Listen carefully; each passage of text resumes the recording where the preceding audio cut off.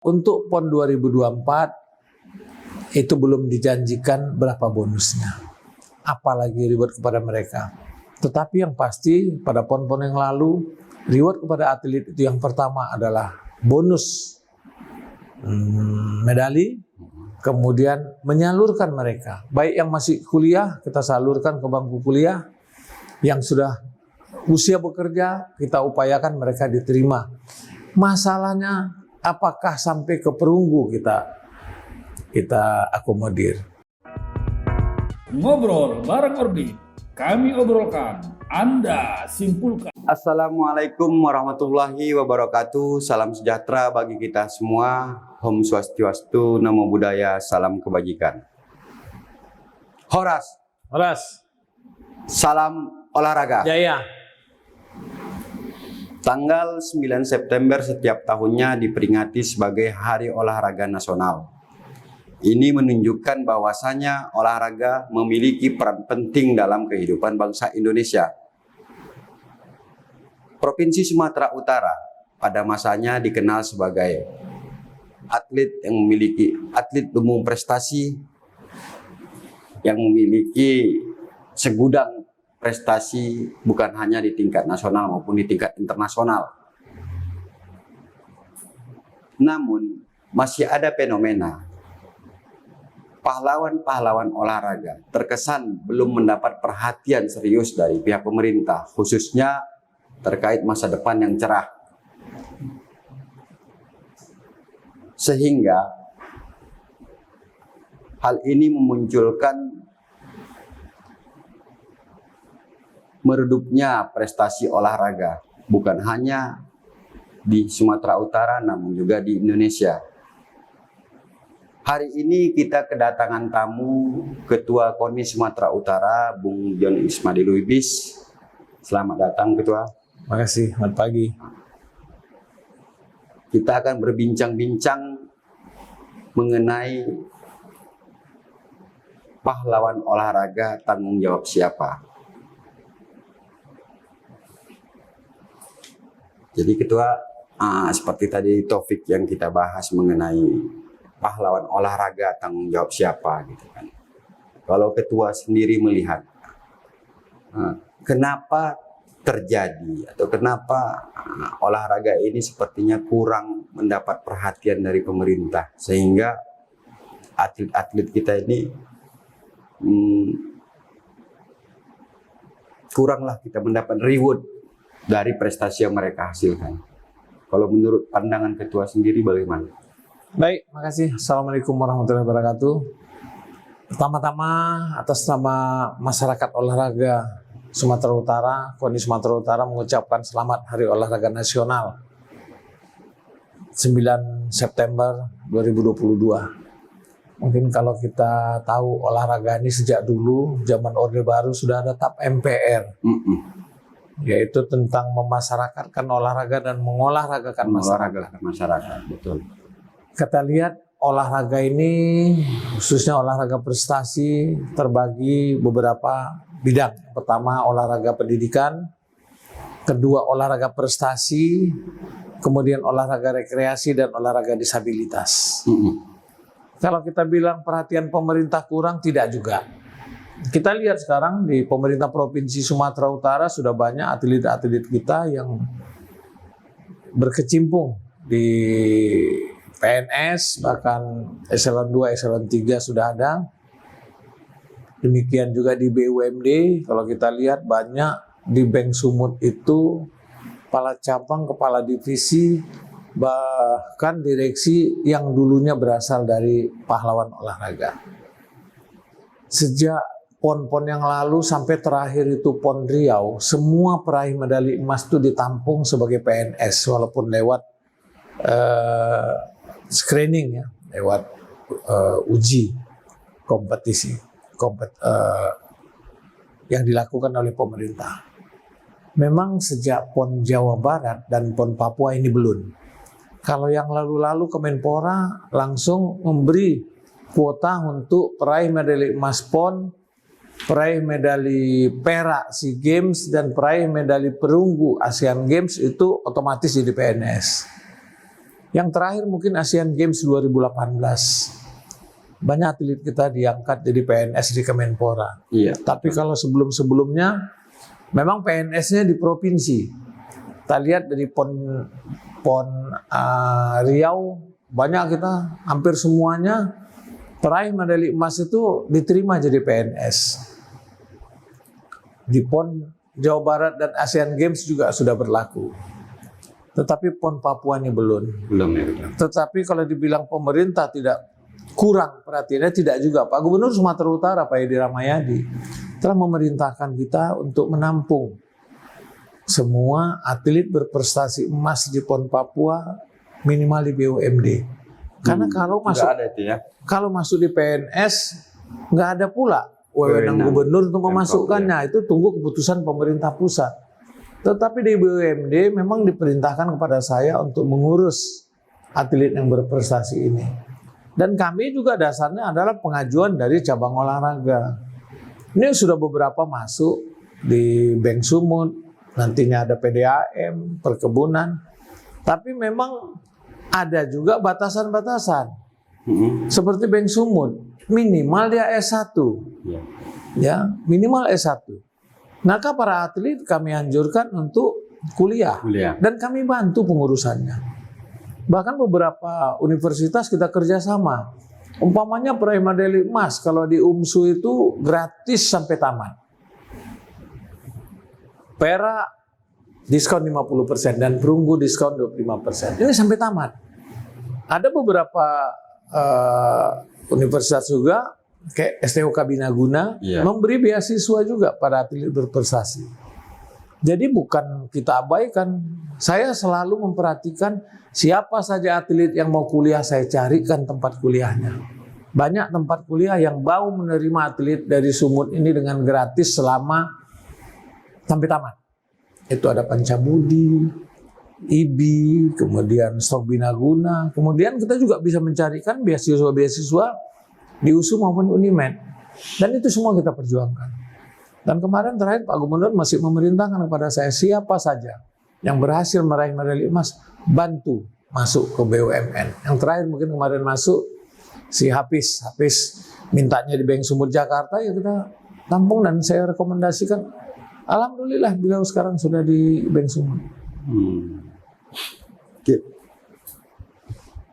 Sumatera Utara hari ini akan menghadapi PON 2024. Selain pembinaan dan pelatda yang sudah dilakukan KONI, reward kepada atlet ini apa yang dipersiapkan oleh pihak KONI? Seperti yang Ketua sampaikan tadi. Ya, untuk PON 2024 itu belum dijanjikan berapa bonusnya. Apalagi reward kepada mereka. Tetapi yang pasti pada PON-PON yang lalu, reward kepada atlet itu yang pertama adalah bonus medali, kemudian menyalurkan mereka. Baik yang masih kuliah, kita salurkan ke bangku kuliah. Yang sudah usia bekerja, kita upayakan mereka diterima. Masalahnya, apakah sampai ke perunggu kita akomodir. Ini kalau sampai ke perunggu ini totalnya kan lebih 50 orang. Memang kalau ini bukan sedikit memang. Tetapi ini kan banyak juga yang sudah bekerja memang. Yang sudah bekerja banyak atlet kita. Nah, kemudian ada juga atlet yang belum berkeinginan bekerja. Padahal kalau bekerja pun dia waktu latihan tetap. Jadi umpamanya karyawan yang ada di BUMD itu pada waktu pelada mereka diberi keringanan. Bahkan ada atlet kita yang tak pernah masuk lagi di bank itu karena dia pelatnas terus. Nah ini kan diberi, itu kan namanya bagian dari reward juga bagi mereka kan. Memang kesulitan kita mengenai kepangkatan nantinya. Bagaimana naik pangkat kalau dia tak pernah masuk? Iya betul. Jadi tadi kan Ketua menyatakan bahwasannya Bapak Gubernur sangat mensupport terhadap atlet berprestasi. Jadi support yang dilakukan Pak Gub ini, Pak Edi ini, apakah dalam bentuk lisan atau sudah tertulis atau memang ada instruksi resmi kepada seluruh BUMD pemerintah Provinsi Sumatera Utara terhadap pahlawan olahraga kita ini? Kalau instruksi tertulis belum, tapi beliau saya saksikan beliau memerintahkan para BUMD untuk menampung atlet berprestasi. Dan yang sudah terjadi, welcome. Ya. Welcome mereka itu. Nggak ada masalah. Kalau kita lihat, maka saya bilang tadi, di Bank Sumut tuh banyak sekali tuh. Mantan-mantan atlet jadi kepala divisi, jadi kepala cabang. Dan mereka biasanya membimbing atlet-atlet di bawahnya juga. Sekarang banyak di Bank Sumut tuh atlet terdaftar karyawan tapi tidak ada di dalam karena mereka ada di pelatnas atau di pelatda. Iya, benar. Nah, memang tahap awal ini pengurangan jam kerja. Jadi masuk lebih lambat, pulang lebih cepat. Karena pagi mereka latihan, sore juga latihan. Maka mereka boleh masuk lebih lambat, keluar lebih cepat. Inilah yang kami lakukan supaya mereka tetap beradaptasi dengan situasi kantornya. Jadi untuk yang misalnya masih pendidikan, kita bilanglah kuliah, kampus-kampus yang sudah MOU sama KONI itu sudah berapa banyak? Saya sudah ada MOU itu yang pertama dengan Pancabudi, UMSU, saya ingat kalau Unimed ada dengan USU juga. Dan mereka ini memang siap menampung atlet kita. Bahkan S2 pun mereka mau terima.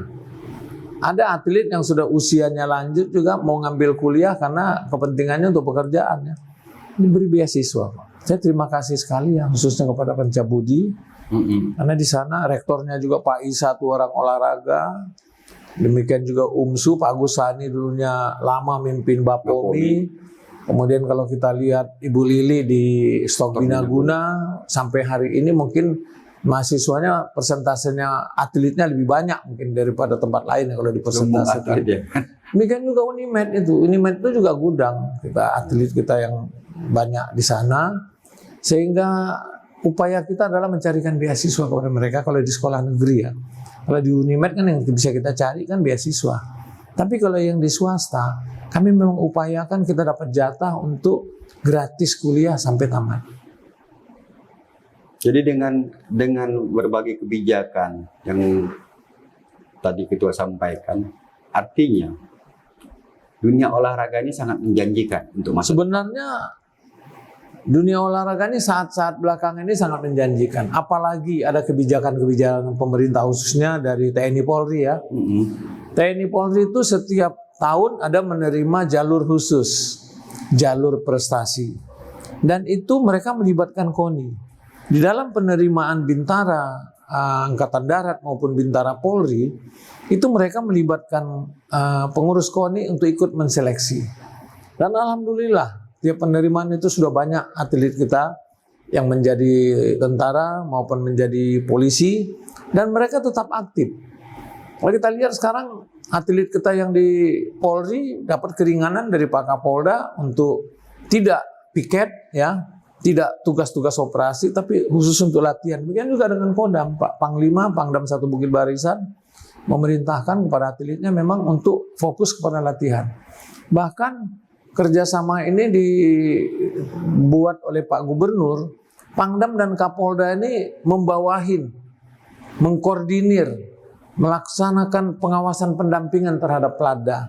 Kami sudah bagi 31 cabang olahraga di Polda, 33 cabang olahraga di Kodam.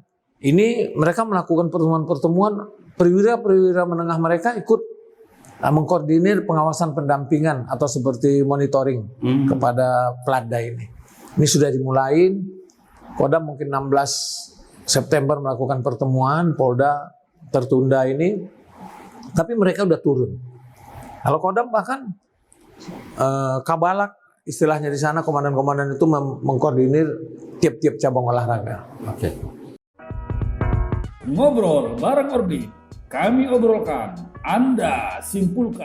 Pemirsa Orbit Medan Channel yang setia, kita kembali berjumpa dan masih berbincang sama Ketua KONI Sumatera Utara, Bung John Ismas Lubis, mengenai nasib pahlawan olahraga, tanggung jawab siapa. Tadi kita sudah mendengarkan paparan Bung John Ismas Lubis. Ternyata Provinsi Sumatera Utara, khususnya Gubernur Sumatera Utara, memberi support dan perhatian yang khusus kepada atlet-atlet dari Provinsi Sumatera Utara. terlebih kepada nantinya atlet-atlet yang menjadi pahlawan olahraga. Lantas menyikapi hal ini, bagaimana bagi si atlet sendiri, khususnya cabang olahraga, mempersiapkan atlet-atletnya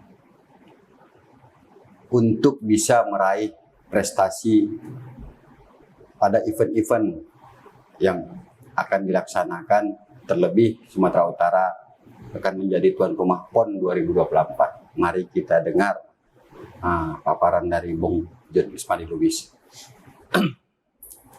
Jadi kalau kita tadi mendengar paparan dari ketua, sudah cukuplah persiapan Provinsi Sumatera Utara ini untuk menghadapi PON 2024. Mulai dari pembinaan, pelatihan, sampai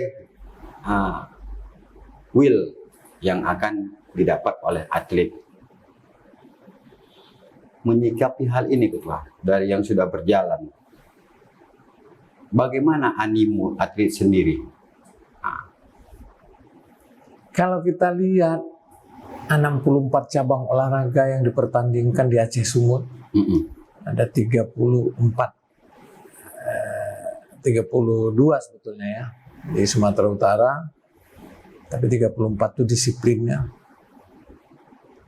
Yang sangat kita prihatin adalah masih ada cabang-cabang olahraga yang belum serius melaksanakan Pelada dengan alasan-alasan yang banyak lah. Kalau atlet, saya yakin atlet ini siap, semangat, karena bagaimanapun kuncinya kan ada pada pengurus cabang olahraga. KONI ini kan sifatnya hanya mengkoordinir. Kita mempersiapkan program jangka panjang, jangka pendek, mengupayakan pembiayaan maksimal, berkoordinasi dengan pemerintah, bahkan kita melakukan kerjasama sampai ke luar negeri. Tetapi yang memanfaatkan ini nanti kan cabang olahraga. Iya. Pemprov cabang olahraga yang menyiapkan SDM-nya. Mereka menunjuk atlet, mereka merekrut atlet, mereka merekrut pelatih, mereka melaksanakan program pelatihan. Kalau mereka ini sepakat dengan program, sejalan dengan program induk, saya yakin kita akan menuai prestasi yang lebih baik pada PON yang akan datang. Tetapi kalau sekedar melaksanakan program tanpa melakukan evaluasi terhadap program tersebut dengan alasan-alasan yang klasik, kurang ini, kurang itu, kita sulit. Sebenarnya dalam melaksanakan Pelada, uang bukan segala-galanya. Kalau kita lihat dulu-dulunya atlet-atlet kita tanpa dibiayain berprestasi kok. Benar ketua. Ya kan? Dulu tidak ada, perhatian kurang, tapi berhasil mereka berprestasi. Artinya apa? Prestasi itu datang dari dalam diri para atlet itu. Kalau ada semangatnya berjuang untuk diri sendiri, untuk keluarga, untuk daerah, dan untuk merah putih, saya yakin atlet Indonesia bisa lebih baik lagi di masa-masa yang akan datang. Dan ini tidak terlepas dari program. Program ini yang melaksanakannya kan cabang olahraga. Kalau kita lihat, kita survei, kita pelada-pelada ini, saya belum melihat 100% cabur ini serius. Tetapi memang lebih dari 50% cabang olahraga yang sudah melaksanakan Pelada dengan serius. Melalui evaluasi, kemudian melaksanakan kejurda, nanti kita ada namanya kejurda. Selekda, Porprov, mengikuti kejurna sebagai tryout kita ya. Dan tahun depan kita merencanakan yang lebih tinggi. Sebagai contoh, kita berangkat 2021 sampai 2022 ini dengan modal atlet kita sekarang yang ada di Pelada 497 orang. 497 ini dengan elitnya tadinya dari awal 38. Yang elit ini maksud saya yang sudah masuk di 3 besar nasional. Kalau ditaruh bela diri sudah masuk di semifinal. 38. Sampai hari ini sudah menjadi 110. Dari mana ini peningkatan hampir 70-an ini ya? Ini berasal dari kejurnas-kejurnas yang sudah ada. Walaupun kejurnas ini belum tentu kejurnas yang maksimal ya. Kita bilang ada kejurnas mungkin belum semua Indonesia ini ikut. Tetapi kita sudah melihat di kejurnas tersebut sudah terdapat 110 orang atlet kita yang masuk sudah di 3 besar. Dan ini membanggakan kan. Sebenarnya target kami di akhir tahun ini kita menciptakan 150 atlet elit. Dan saya yakin ini tercapai. 40 lagi ini dalam tempo waktu sampai bulan Desember, itu baru kejurnas baru 12 cabang olahraga dari 37 yang kita lakukan Platda ya. Kemudian di tahun 2023 dengan modal 150 plus total atlet yang akan kita bina, kita targetkan 1.000 orang. 1.000. Itu belum lagi kita ikutkan cabang-cabang olahraga yang belum terbentuk maupun yang belum diterima di KONI. Atau cabang olahraga bergu yang memang belum kita perlukan untuk kita peladakan. Target 1.000 di akhir tahun 2023 kita targetkan elit kita di 250 orang. 250 orang ini kalau kita capai di awal 2024, kita lakukan pembinaan yang lebih intensif. 250 dari 1.000 atlet ini mungkin kita training camp di luar negeri. Itu pun tergantung kemampuan kita ya. 250 orang kalau kita training camp 6 bulan di luar negeri, saya punya keyakinan 30% emas. Tadi Ketua sempat menyinggung mengenai uang bukan segala-galanya. Tapi janji reward yang sangat fantastis ini juga menimbulkan fenomena negatif ya di cabang olahraga sendiri. Yang pertama untuk berebut kursi Platda supaya bisa atletnya itu masuk Platda. Jadi ada terkesan berebut kursi ini menimbulkan gesekan internal di cabang olahraga khususnya di atlet sendiri gitu. Ada juga yang menjadi ajang mungkinlah bagi oknum untuk meloloskan orang-orang yang disukainya gitu. Mengantisipasi hal ini apa yang dilakukan oleh KONI? Makanya sekarang fenomena itu ada memang ya. Sepertinya Platda adalah untuk menghasilkan sesuatu. Iya. Jadi produk ya. Kalau kita lihat, ini kuncinya ada pada cabang olahraga, terutama khususnya pelatih. Sebagai talent scouting, mereka tentu melihat yang mana yang potensi, yang mana yang bisa dibina untuk menjadi atlet berprestasi. Kalau kita lepas begitu saja, memang nanti akan banyak juga itu yang akan terjadi. Ada like dan dislike ya. Ada ego perguruan, ego kabupaten kota, ada ego segala macam ada bisa. Tapi itu yang kita junjung tinggi adalah asas sportivitas. Kita harus sportif, makanya KONI membuat formula. Kita melakukan pengawasan pendampingan. Kita bentuk tim Wasping. Wasping ini mengevaluasi latihan mereka, tapi tidak masuk ke masalah teknis. Ya. Mengevaluasi program latihan berjalan atau tidak, apakah ada atlet yang memang absensinya banyak. Iya. Kemudian di dalam kejuaraan-kejuaraan yang untuk promosi degradasi juga diawasin kondisinya bagaimana. Kemudian ini kami dapat bantuan juga dengan ikutnya Polda dengan Kodam tadi. Mereka juga kami arahkan, kami minta mengikuti pola dari promosi degradasi ini sehingga nanti betul-betul ini dijalankan dengan fair. Ya kita mau semualah kita duduk di sini bagaimana menghasilkan prestasi. Tidak lagi kita berpikiran hari ini ganti besok ganti, alasan sudah setahun kita bina tiba-tiba dengan alasan tidak disiplin dikeluarkan. Ini kan lucu. Setahun dibina kok tidak disiplin. Kalau masalah disiplin, saya rasa sebulan dibina sudah ketahuan ini anak disiplin atau tidak. Maka kita bikin aturan-aturan. Bagaimana cara promosi degradasi? Tidak segampang itu Pengprov mendegradasi menggantikan. Ya kita mungkin nanti kita bikin pola-pola supaya tidak terjadi ini, walaupun itu tidak bisa kita pungkirin tetap Hari ini ada. sudah terjadi gitu. Ya, mungkin ya. Kami mohon bantuan juga kalau ada info-info seperti itu. Bahkan kalau kita lihat PON-PON yang lalu ya, mungkin PON 2 periode yang lalu, udah ditetapkan sebagai atlet PON, masih diganti oleh Pemprov. Ini ada apa sebenarnya? Nah ini kan kita harus evaluasi juga, kita periksa apa masalahnya. Kalau dibilang tadi, saya bilang tidak disiplin, masa sih sudah 3 tahun dibina baru terakhir ketahuan tidak disiplin. Seminggu kita. Tapi kalau dia sakit berkelanjutan atau dia berhalangan tetap segala macam atau dia mengundurkan diri itu beda. Makanya saya bentuk tim, kita bahas bagaimana tata cara promosi degradasi. Memang ada masalah. Tadinya kita buat promosi degradasi kan di akhir tahun bagusnya. Tetapi kalau kejurdanya di tengah dan atlet itu di dalam kejuaraan tersebut kalah atau tidak punya prestasi lagi, apakah kita biarkan terus sampai akhir tahun?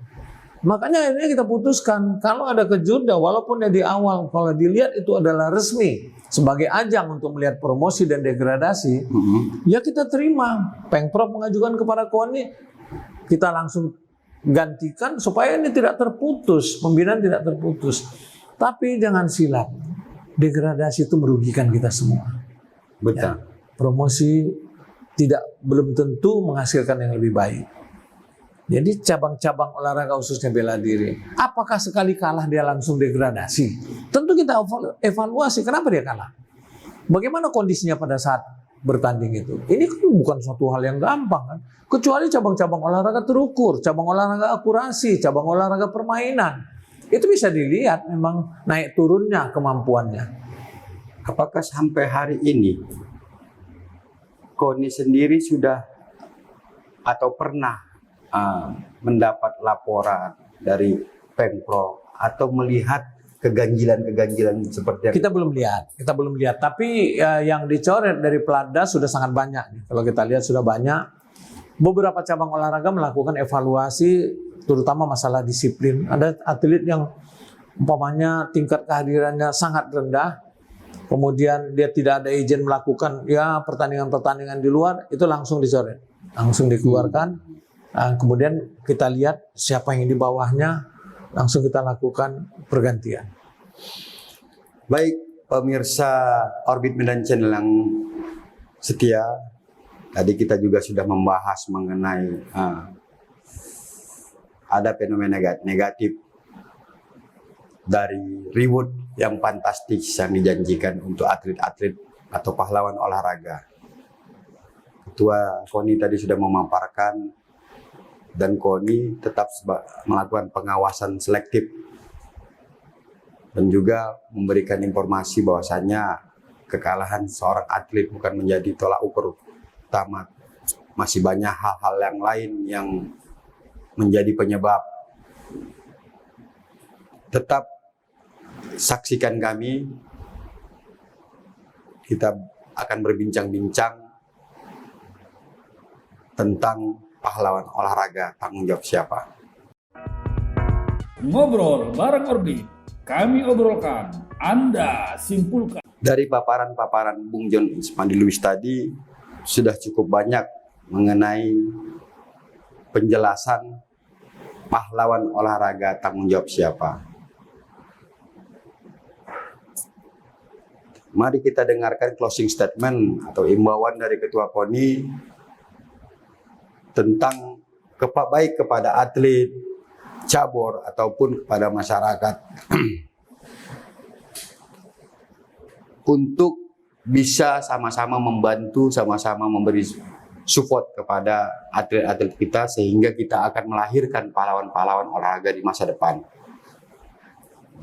Ketua, kita closing statement lah, himbauan dari Ketua kepada atlet, kepada cabur, juga kepada instansi terkait dalam hal menampung kita bilang pahlawan olahraga ini. Baik, makasih. Yang sangat penting, terutama kalau kita mau mencetak pahlawan-pahlawan olahraga, itu tidak terlepas dari peran media. Bagaimana para atlet itu dengan semangat tinggi untuk meraih prestasi, tentu perlu peran media. Ya, khususnya media cetak, media elektronik seperti Orbit YouTube channel ini, dengan berita-berita tentang persiapan PON, keinginan pemerintah, keinginan semangat dari seorang gubernur untuk berprestasi olahraga pada PON yang akan datang, tentu menambah semangat bagi para atlet. Benar. Semangat atlet ini juga perlu kita pacu setiap saat. Makanya saya menghimbau, ayo kita semuanya setiap saat, tiada hari tanpa berita olahraga. Ini menambah semangat para atlet untuk berprestasi. Karena mereka bukan hanya mencari mencari uang, mereka adalah mencari jati diri juga. Mereka bagaimana berprestasi sehingga nanti mereka bisa sukses di masa-masa yang akan datang. Demikian juga tidak terlepas dari peran cabang olahraga. Sebagai pembina cabang olahraga, mereka ditugaskan dan mereka mengambil jabatan itu tentu dengan ikhlas, dengan jujur, dengan sportif, untuk mengantarkan atlet-atletnya menuju prestasi yang maksimal, untuk mengantarkan para atletnya untuk berprestasi di tingkat nasional, bahkan untuk merah putih. Kemudian peran berikutnya adalah KONI dengan pemerintah. Pemerintah harus bertanggung jawab terhadap pembinaan ini. Walaupun kita optimis dengan dengan keinginan pemerintah provinsi, khususnya Pak Gubernur, di dalam memajukan olahraga di Sumatera Utara, tapi kita realistis juga melihat kondisi keuangan Republik ini pada saat pasca pandemi COVID ini. Tentu kita tidak bisa maksimal juga, tetapi itu tidak boleh melunturkan semangat. Kita meraih tuan rumah PON ini bukan gampang. Seandainya PON ini 4 tahun sekali di 34 bahkan sekarang 37 provinsi, maka 130 tahun sekali baru kembali. Ini kesempatan kita, kesempatan emas kita menunjukkan kita mampu. Dan pemerintah telah mencanangkan panca sukses PON ke-21 tahun 2024. Sukses pertama adalah sukses penyelenggaraan PON. Sukses kedua adalah sukses prestasi. Artinya prestasi atlet Sumatera Utara harus meningkat lebih baik daripada PON sebelumnya. Bahkan Pak Gubernur mau ranking 1, walaupun kami secara realistis kita sebut kita harus bisa masuk di 4 besar. Kemudian sukses yang ketiga, yaitu sukses pemberdayaan ekonomi rakyat. Bagaimana PON ini kita kemas, UMKM bisa maju. Semua aspek bisa kita kembangkan di dalam PON tersebut. Yang sukses keempat yaitu sukses pelaporan. Kita tidak mau habis PON kita yang dilaporkan. Artinya semuanya kita harus terbuka, jujur dan sportif. Baru sukses yang kelima adalah sukses pemanfaatan sarana prasarana olahraga pasca PON. Banyak daerah membangun bisa, merawat tak bisa. Benar. Membangun bisa, kemudian memanfaatkan tak bisa. Kita ingin semua sarana yang dibangun maupun yang direvitalisasi pasca PON bermanfaat, baik bagi pembinaan olahraga maupun bagi memasyarakatkan olahraga. Kenapa? Tanpa olahraga manusia itu akan sulit untuk berkembang. Di dalam jiwa yang sehat, di dalam tubuh yang sehat, terdapat jiwa yang sehat. Itu kan dari dulu sudah digaungkan. Jadi panca sukses ini hanya bisa terlaksana kalau kita semua bekerja sama dan sama-sama bekerja. Ini hari ini Orbit YouTube channel sudah memulainya. Kita harapkan yang lain juga ikut. Ayo gaungkan PON. Beri semangat para atlet berlatih, berlatih, dan berlatih. Tiada hari tanpa latihan. Saya yakin Sumatera Utara akan berprestasi pada PON ke-21 tahun 2024. Insya Allah.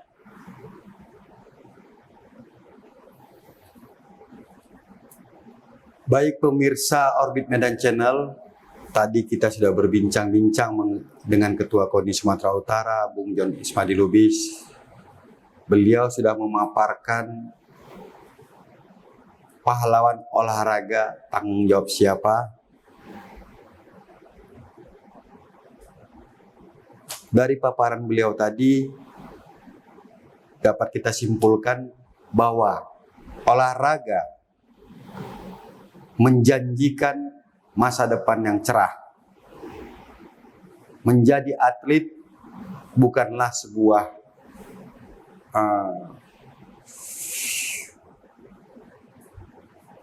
pilihan ataupun bukanlah